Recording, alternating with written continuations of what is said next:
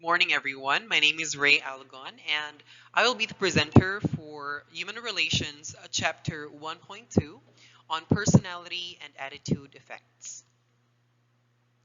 Our learning objectives for this morning is for the learners to be able to define personality and attitudes and explain how our attitude and personality will have effects in our workplace, especially for us in the teaching profession. Now let's talk about personality. Our personality is defined as a set of traits that can explain or predict a person's behavior in a variety of situations. In other words, personality is a set of characteristics that reflect the way we think and act in a given situation. Well, because of this, our personality has a lot to do with how we relate to one another at work, how we think, how we feel, and our normal behavior characterize what our colleagues come to expect of us both in behavior and the expectation of their interactions with us. Now, for example, let's suppose at work you are known for being on time when you suddenly start showing up late daily. This directly conflicts with your personality, of which this is a given fact that it is conflicting with your conscience. Because personality also affects our ability to interact with others, which can impact our career success. As a result, coworkers might start to believe something is wrong. On the other hand, if you do not have this characteristic, it might not be as surprising or noteworthy.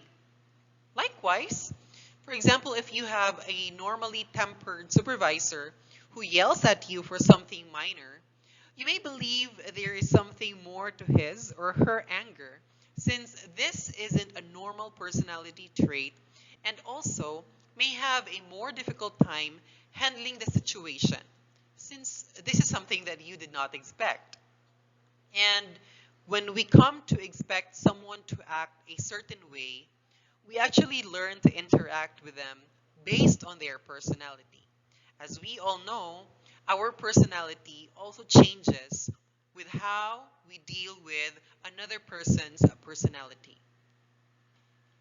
Now, here comes values. Values are a person's or society's belief about good behavior and what things are important. Values are also a collection of guiding principles, what one deems to be correct and desirable in life, especially regarding personal conduct. And also, let's take note that our values actually help determine our personality. Values are a crucial foundation to living a life of purpose. Figuring out what's yours are actually going to help you set fulfilling goals and what's truly meaningful to you. What qualities do you wish to cultivate? How do you want to live your life? And sometimes it's fair to say that a growing number of people are feeling lost and uncertain. The fast paced world can feel chaotic and confusing with competing demands of family members and work on our time, attention, energy, work life balance, and of course, our emotions. Now, in this next slide, you're going to see a few values that you think you may possess. I will give you a minute or two to ponder on any of your top three values, and then please make use of this time to write it down on a sheet of paper and check how do you think this affects your personality. So your 1 minute starts now.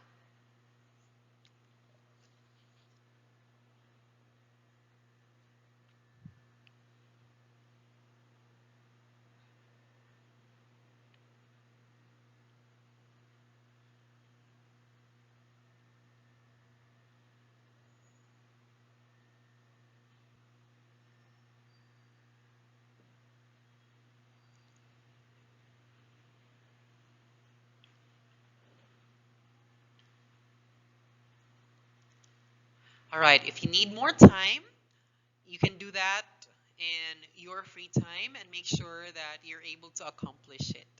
Now, values are actually the qualities that deep within are most meaningful. In some ways, there is nothing more powerful. Again, they are a crucial foundation to living a life of purpose, and this is a compass to guide through our highs and lows.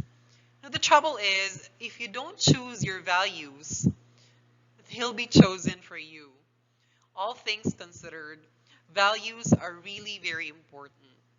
They're everything. Connecting to your values and beginning to live in alignment with them will give a huge boost to your courage, your self discovery, your self esteem, and self development journey. Now, our personalities and values play a large role in our attitudes as well. Once again, our personalities and values play a large role in our attitudes as well. Attitudes are those feelings or ways of thinking that affects a person's behavior or someone's behavior, which is for a positive attitude change, and this may change your attitude as well. They are favorable or unfavorable opinions towards people, things, or situations. Let me give you an example. Now, many people have attitudes towards politics, especially that the election in the Philippines is really coming near.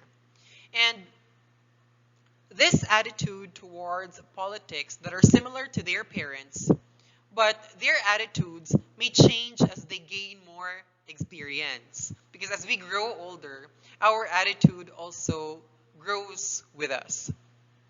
The important thing to remember about attitude is that they can change over time. But usually, some sort of positive experience needs to occur for our attitudes to change dramatically for the better. We also have control of our attitude in our thoughts. If we constantly stream negative thoughts, it is likely we may become a negative person. This is also why in a workplace environment, you can see where attitude is important. Now, there is also a time when we need to change our attitudes towards different situations. If you want to truly be successful, your number one task should be to create and maintain a positive attitude. When you've got an attitude of optimism, expectancy, and enthusiasm, opportunities grow and problems shrink. And for you to do this, you can remember a few of the things that I've listed here in my presentation. Now, number one, we always act with a purpose. Before you take any action, decide how it will serve your greater goals. If the connection is weak or non-existent, take that action off your to-do list. Aimless activity wastes time and energy. Now, number two, stretch yourself past your limits every day. Doing the same old is depressing. Even if your same old has been successful in the past, success is like athletics. If you don't stretch yourself every day, you gradually become slow and brittle. Now, number three, take action without expecting results.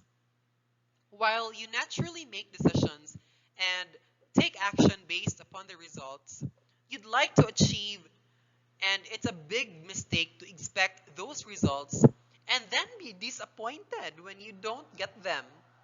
Take your best shot, but don't obsess about the target. Number four is to use setbacks to improve yourself. Rather than feeling bad if you fail or get rejected, look back at your actions and see what you can do, if anything, to improve your performances. Remember, the results you receive are the signposts for the results you want to achieve. Again, the results you receive are the signposts for the results you want to achieve. Number 5, seek out those who share your positive attitude. It's a scientific fact. Your brain automatically imitates the behaviors of the people around you. It's because of something called a mirror neuron. Therefore, you should surround yourself with positive thinkers and shun those who are excessively negative. Number 6, don't take yourself so seriously. If you want to be happier and make those around you feel more comfortable, cultivate the ability to laugh at yourself. If you don't or can't laugh at yourself, well, I guarantee you that the people around you are laughing behind your back. That's something that I'm sure of. Number 7, forgive the limitations of others. High standards are very important. But humans are, well, humans. It's crazy to make yourself miserable because other people can't do a job as well as you think you could. Or when people don't share your vision with the same passion that you feel. So make sure that you forgive the limitations of others. And my number 8 tip is to say thank you more frequently. Achieving an attitude of gratitude requires more than simply being aware of what's wonderful in your life. You must and should thank other people for their gifts to you, even if that gift is something as simple as a smile. So there. Now, thank you everyone for listening and viewing this presentation. I hope you learned something from my discussion.